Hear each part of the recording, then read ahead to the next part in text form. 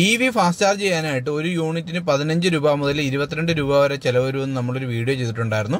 അങ്ങനെ കാൽക്കുലേറ്റ് ചെയ്യുമ്പോഴത്തേക്ക് നമുക്ക് ഏകദേശം 1 കിലോമീറ്റർ ഓടാനായിട്ട് 2 രൂപയോളം വരും. അപ്പോൾ ഈ ഒരു വീഡിയോ നമ്മൾ ചെയ്തപ്പോഴത്തേക്ക് ഗ്രൂപ്പിലൊരു ഡിസ്കഷൻ നടന്നു. ആക്ച്വലി ഈ പറഞ്ഞ നമുക്ക് EV എടുക്കുന്നത് ലാഭകരമാണോ അതോ CNGയുടെ വണ്ടികളാണോ ലാഭകരം എന്നുള്ളത്. അപ്പോൾ ഗ്രൂപ്പിൽ നടന്ന ആ ഒരു ഡിസ്കഷനാണ് നമ്മൾ ഇന്ന് ഇവിടെ ഷെയർ ചെയ്യാനായിട്ട് പോകുന്നത്. ഈ വീഡിയോയിൽ പറയുന്ന കാര്യം ഞാനും കുറെ ചിന്തിച്ചു. നമ്മളിപ്പോൾ ഫാസ്റ്റ് ചാർജിങ് ചെയ്യുമ്പോൾ ശരിക്കും ഇപ്പോൾ ഒരു യൂണിറ്റിന് 20 രൂപയൊക്കെ വരുന്നുണ്ട്. 20 രൂപ, 22 രൂപ, കുറഞ്ഞു വരുമ്പോൾ 15 രൂപയൊക്കെ വരുന്നുണ്ട്. അപ്പോൾ ആവറേജ് കൂട്ടിയാൽ തന്നെ ഒരു 18 രൂപയൊക്കെ വരുന്നുണ്ട് ഒരു കിലോ വാട്ടിന്. നമ്മളുടെ പഞ്ചിലൊക്കെ വരുമ്പോൾ അത് വരുന്നത് 30 യൂണിറ്റോളം നമ്മൾ ചെയ്യുമ്പോൾ 20 രൂപയും കൂടി വരുമ്പോൾ 600 രൂപ വരുന്നുണ്ട്. 600 രൂപയ്ക്ക് 300 കിലോമീറ്റർ കിട്ടിക്കഴിഞ്ഞാൽ നമുക്ക് ഒരു കിലോമീറ്ററിന് ഏകദേശം 2 രൂപ ആ റേഞ്ചിൽ നമുക്ക് വരുന്നുണ്ട്. ശരിക്കും ഇത് ഒരു CNG കാറിനാണെന്നുണ്ടെങ്കിൽ ഒരു കിലോമീറ്ററിന് 3 രൂപയേ വരുള്ളൂ CNGൻ്റെ പ്രൈസും. പക്ഷേ ഇനീഷ്യൽ ഇൻവെസ്റ്റ്മെൻറ്റ് കുറവാണ്. ഇപ്പോൾ നമ്മൾ ഈ 15 ലക്ഷം രൂപ 16 ലക്ഷം രൂപ കൊടുത്ത് വാങ്ങുന്നതിന് പകരം അതൊരു 9 രൂപ 10 രൂപ റേഞ്ചിൽ നമുക്ക് CNG കാറുകൾ ഒരുപാട് ഓപ്ഷൻസും വരുന്നുണ്ട്. പിന്നെ ഈ ചാർജിങ്ങിൻ്റെ ടെൻഷനോ അങ്ങനത്തെ ടൈമോ പോലെ ഒന്നും വരുന്നില്ല. CNG സ്റ്റേഷനുകളും ഇപ്പോൾ ഒരുപാട് വന്നിട്ടുണ്ട്. എനിക്കിപ്പോൾ തോന്നുന്നത് എങ്ങനെയാണെന്നുണ്ടെങ്കിൽ നമുക്കിപ്പോൾ ഒരു ഡെയിലി ഇപ്പോൾ ഒരേ റൂട്ടിൽ പോവുകയാണ്, കുറച്ച് ദൂരം പോയി തിരിച്ചു വരുന്നത്, അങ്ങനത്തെ ഒരു ഇത് മാത്രമാണെങ്കിലാണ് ഇലക്ട്രിക് കാർ നടക്കുകയുള്ളൂ.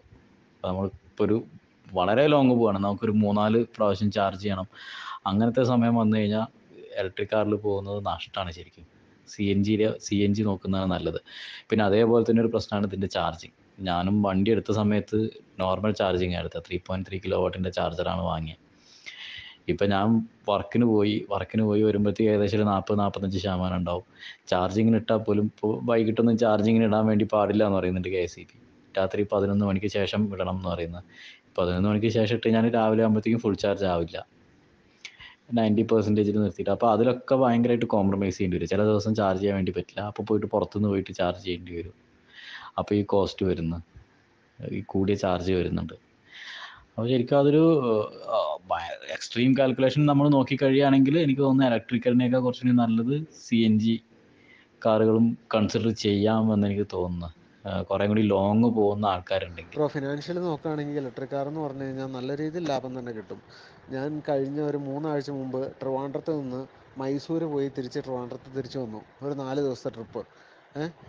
എനിക്ക് ആകെ ചാർജിങ്ങിന് വേണ്ടി ചിലവായത് ഒരു 1000 രൂപ താഴെയാണ്. എന്ന് പറഞ്ഞാൽ ഒരു 890 രൂപ എന്തോ ആണ് എനിക്ക് ആകെ ചാർജിങ്ങിന് വേണ്ടി എനിക്ക് ചിലവായിട്ടുള്ളൂ. ഒരു 1300 സംതിങ് കിലോമീറ്റർ, 1327 അങ്ങനെ എന്തായിരുന്നു. അത് കഴിഞ്ഞപ്പോൾ റീസെറ്റ് ചെയ്ത് പോയി. എന്തായാലും 1300+ കിലോമീറ്റർ ഓടിയതിന് എനിക്ക് ചിലവായത് 1000 രൂപ താഴെയാണ്. നമ്മളൊരു പെട്രോൾ കാറിലോ ഒക്കെ പോകുന്നെങ്കിൽ 10,000 രൂപ വരേണ്ടിടത്താണ് നമുക്കൊരു 1000 രൂപയിൽ നമുക്ക് തീർന്നത്. 1000 രൂപ ഇത്രയും കുറച്ച് ചാർജ് ആവാനുള്ള ഒരു കാരണം എന്ന് വെച്ച് കഴിഞ്ഞാൽ മെയ് 15 വരെയും കർണാടകയിൽ മൊത്തം സ്റ്റാറ്റിക് എന്ന് പറഞ്ഞ മെഷീൻ ഫ്രീ ചാർജിങ് ആയിരുന്നു. ഞാൻ ചെന്ന ദിവസവും തിരിച്ചു വരുമ്പോഴും 2 തവണ സ്റ്റാറ്റിക്കിൽ നിന്ന് 100%, ഒരു 20 മുതൽ 100 വരെ ഫുൾ ചാർജ് ചെയ്തിട്ട് 2 പ്രാവശ്യം ചെയ്തു. അത് രണ്ടും കംപ്ലീറ്റ് ഫ്രീ ആയിരുന്നു. പിന്നെ ഒരു ഗുണം കിട്ടിയത് നമ്മുടെ പെരിന്തൽമണ്ണ പട്ടാമ്പിയുടെ ഇടയ്ക്ക് ഇവോക്കിൻ്റെ ഒരു പുതിയ ചാർജർ വന്നിട്ടുണ്ട്. അവിടെ അന്ന് ഞാൻ വരുന്നത് April 30th last day, May 1 തലേന്ന് അന്ന് തിരിച്ചു വരുന്നത്. അപ്പോൾ മെയ് 1 തൊട്ടോ 2 തൊട്ടോ ആണ് ഈ പറയുന്ന ചാർജിങ് സെഷൻ തുടങ്ങിയത്. അപ്പോൾ ഒരു സോഫ്റ്റ് ലോഞ്ച് എന്നുള്ള രീതിയിൽ അവിടെയും ഫ്രീ ആയിരുന്നു. 3 ചാർജിങ് ഫ്രീ കിട്ടിയതുകൊണ്ടാണ് ഈ 1000 രൂപ താഴെ നിന്നത്. ഇല്ലെങ്കിൽ 3 ചാർജിങ് കൂടെ വന്നു കഴിഞ്ഞാൽ ഒരു 2000 രൂപ വന്നേനെ.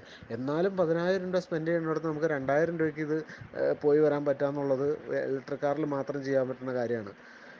പിന്നെ CNGയുടെ കേസ് പറഞ്ഞു. CNG ആണെങ്കിലും ഇപ്പോൾ ഫോർ എക്സാമ്പിൾ പഞ്ച് CNG നമ്മുടെ ഇലക്ട്രിക് കാറിൻ്റെ അതേ വേരിയൻറ്റിലേക്കുള്ള ഒരു വേരിയൻറ്റ് ICNG വണ്ടി എടുക്കുമ്പോൾ 11 ലക്ഷം രൂപ വരുന്നുണ്ട്. ഒരുപാട് സേവിങ് ഒന്നുമില്ല. പിന്നെയുള്ള കാര്യം എന്ന് പറഞ്ഞാൽ CNG പമ്പുകളും ഇവിടെ കുറവാണ്. നമ്മൾ വേണമെന്ന് വിചാരിച്ച ഒരു CNG കാർ എടുത്ത് നമുക്ക് ഇനി അതിന് വേണ്ടിയിട്ട് നമ്മൾ പലയിടത്തും പോകേണ്ടി വരുന്ന ഒരു സിറ്റുവേഷൻ കൂടെ ഉണ്ട് CNG പമ്പുകളിൽ ഫില്ല് ചെയ്യാൻ വേണ്ടിയിട്ട്.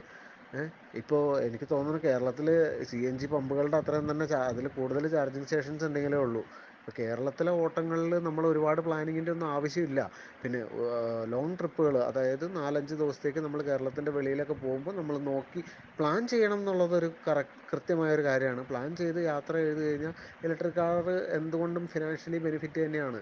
CNG ആണെങ്കിലും 4 രൂപയോളം ചിലവ് വരുന്നുണ്ട്. പിന്നെ ഈ പറയുന്ന പോലെ CNG ഒരു ഫുൾ 20 കിലോ CNG അടിച്ചു കഴിഞ്ഞാൽ നമുക്ക് മൈലേജ് 28 വെച്ച് കിട്ടുമെന്നൊക്കെ പറയുന്നത് അത്രയൊന്നും കിട്ടാനും പോകുന്നില്ല. അതും ഈ പറയുന്ന ഇലക്ട്രിക് കാറിൻ്റെ റേഞ്ച് പറയുന്ന പോലെ തന്നെ ഒരു സംഭവമാണ്. അപ്പോൾ അതിൻ്റെ നമ്മൾ കാൽക്കുലേറ്റ് ചെയ്യുമ്പോൾ നമുക്കിപ്പോൾ കിട്ടുന്ന റേഞ്ച് വെച്ചിട്ടും CNGയുടെ കേസിൽ നമ്മൾ അവർ പറയുന്ന റേഞ്ച് വെച്ചിട്ടൊക്കെ കാൽക്കുലേറ്റ് ചെയ്യുന്നതുകൊണ്ടാണ് ഇത്രയും ഏറെക്കുറെ അടുത്തൊക്കെ വരുന്നത്. അങ്ങനെയല്ല, എന്തായാലും ഇതിൻ്റെ ഇരട്ടി ചിലവ് ഓരോ തവണയും വരും. നമുക്ക് ഈ പറയുന്ന പോലെ ഒരു 1,50,000 കിലോമീറ്റർ ഓടാൻ പറ്റിക്കഴിഞ്ഞാൽ 3-4 ഇയറും കൊണ്ട് 8 വർഷത്തിലേക്ക് പോകുന്നില്ല.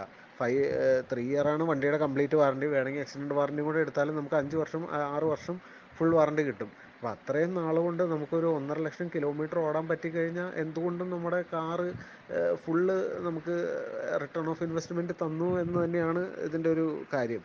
പിന്നെ ഈ പറയുന്ന പോലെ വഴി കിടക്കേണ്ട അവസ്ഥകൾ വരുന്നത് ടാറ്റയുടേതായ ചില പ്രശ്നങ്ങളും, ഇപ്പോൾ ഈവൻ പഞ്ചിനും പുതിയ ഫേസ് ലിഫ്റ്റിനും നെക്സോണിന് 3.0 അതിനൊന്നും നമുക്ക് ബാറ്ററി ഇഷ്യൂസ് പറയപ്പെട്ടിട്ടില്ല.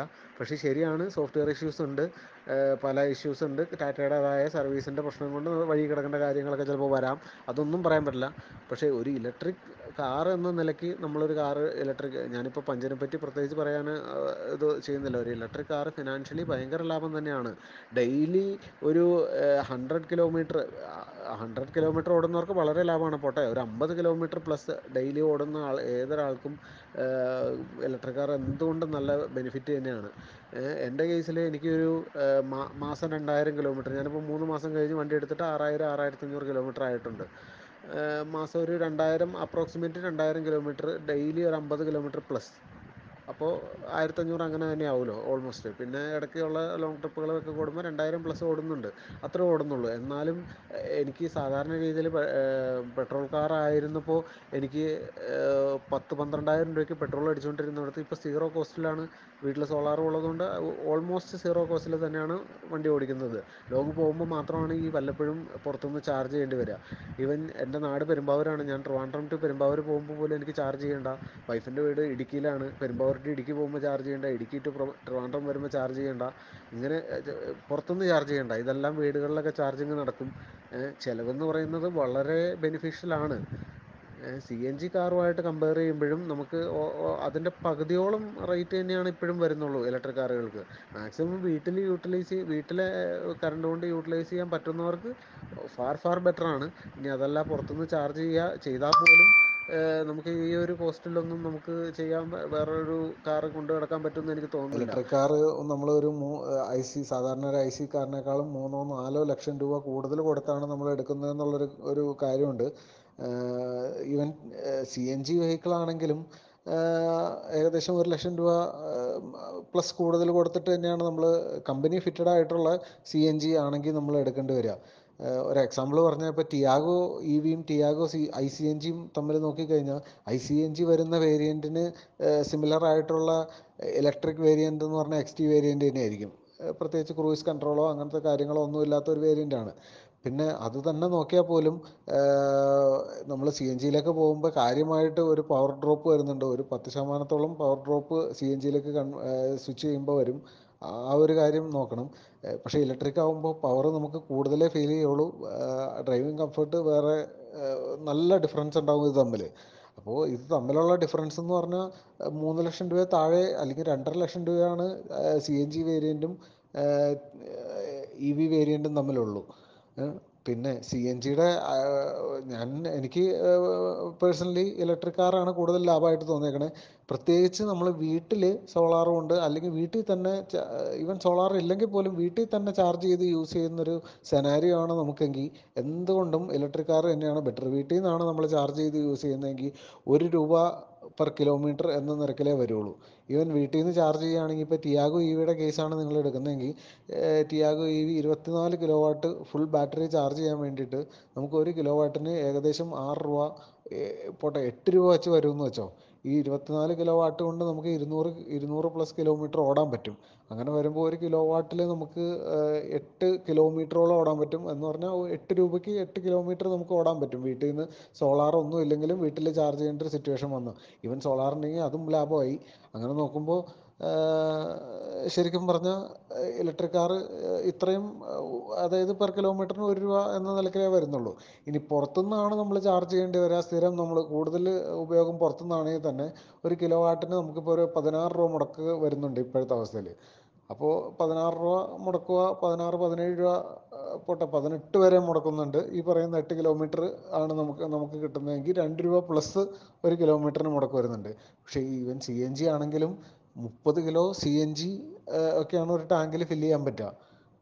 1 കിലോ CNGക്ക് നമുക്ക് ഓടാൻ പറ്റുന്നത് 24 കിലോമീറ്റർ ആണ് കമ്പനി പറയുന്നത്. അതിലും ചെറിയ പിന്നെ ഡ്രോപ്പ് വരാൻ ചാൻസ് ഉണ്ട്. അങ്ങനെ വരുമ്പോൾ ഒരു 22 കിലോമീറ്റർ കണക്ക് കൂട്ടാം. ഇപ്പോൾ വില ഏതാണ്ട് 88 രൂപ ഒക്കെ വിലയുണ്ട്. അങ്ങനെ വരുമ്പോഴും 4 രൂപ പ്ലസ് CNGക്കും വരുന്നുണ്ട്. പെട്രോൾ ആകുമ്പോൾ ഒരു 6 രൂപ പ്ലസ് വരും. CNG പെട്രോളിനെ അപേക്ഷിച്ച് നോക്കുമ്പോൾ കുറച്ചുകൂടെ ഈ ഒരു എക്കണോമിക്കലി ലാഭമാണെന്ന് പറയാം. പക്ഷേ ഈ നമ്മുടെ പവർ പ്ലഗുകൾ മാറേണ്ട കേസ്, പിന്നെ പവർ ഡ്രോപ്പ് വരുന്ന ഒരു കേസ്, ഇതൊക്കെ നോക്കുമ്പോഴാണ് CNG എല്ലാവരും പോകാത്തത്. മാത്രമല്ല നമ്മളൊരു CNG ടാങ്ക് ഫിറ്റ് ചെയ്യുമ്പോഴത്തേക്കും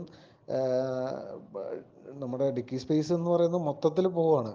വളരെ ചെറിയൊരു ഡിക്കിയാണ് നമുക്ക് ഇത് ചെയ്യാൻ പറ്റുള്ളൂ. പ്രത്യേകിച്ച് ടാക്സി ഡ്രൈവർമാർ കൂടുതലും CNG ഫിറ്റ് ചെയ്യാത്തതിൻ്റെ ഏക കാരണം എന്ന് പറഞ്ഞാൽ ഡിക്കി സ്പേസ് മൊത്തത്തിൽ അങ്ങ് പോകുന്നുള്ളത് കൊണ്ടാണ്. പക്ഷേ ഇലക്ട്രിക് ആണെങ്കിലും നമുക്കിപ്പോൾ അറിയാലോ, ടിയാഗോയിൽ നോർമൽ ടിയാഗോയും നമ്മുടെ ടിയാഗോ EV ആയിട്ട് നോക്കുമ്പോൾ ആകെ 8 ലിറ്ററിൻ്റെ ഇതേ കുറവ് വന്നിട്ടുള്ളൂ.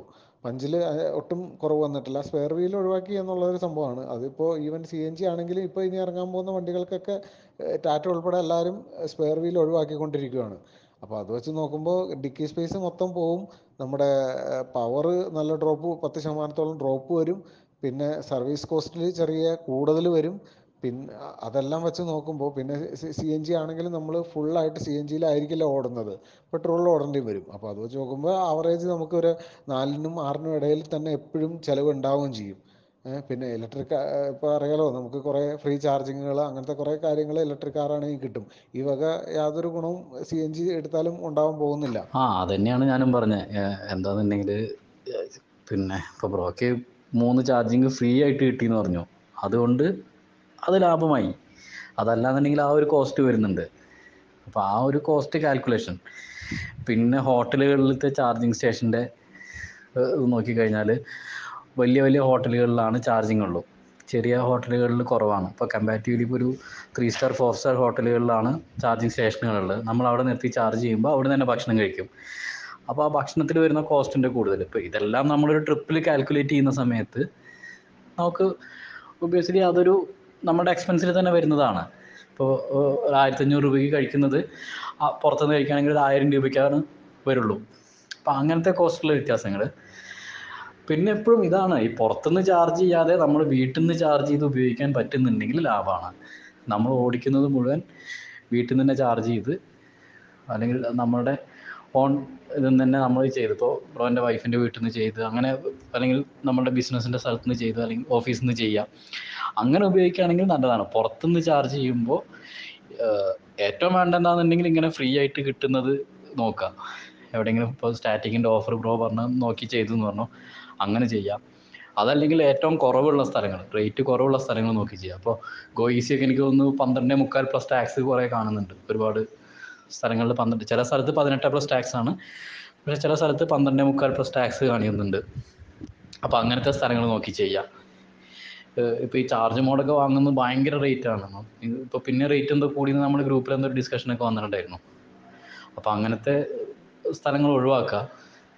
ഏറ്റവും ചാർജ് കുറഞ്ഞിട്ടുള്ള സ്ഥലങ്ങൾ നോക്കി ചെയ്യുക. ഫ്രീ ആയിട്ടുണ്ടെങ്കിൽ അത് ഏറ്റവും നന്നായിട്ട് ചെയ്യുക, അവിടെ നിന്ന് പരമാവധി ചെയ്യുക. എന്നാൽ മാത്രമാണ് ഇലക്ട്രിക് വണ്ടി എടുത്തു കഴിഞ്ഞാൽ ഒരു ഫുള്ളി നമുക്കതൊരു പ്രോഫിറ്റ് ആയിട്ട് വരുള്ളൂ. അതാണ് ഞാൻ ഉദ്ദേശിച്ചത്. ഇലക്ട്രിക് എപ്പോഴും ലാഭം തന്നെയാണ്. ഇപ്പോൾ നമ്മൾ വീട്ടിൽ നിന്ന് ചെയ്ത് ഉപയോഗിക്കുകയാണെങ്കിൽ ഏറ്റവും ലാഭമാണ്. അപ്പോൾ മാത്രമേ അത് കൂടുതൽ ലാഭമുള്ളൂ.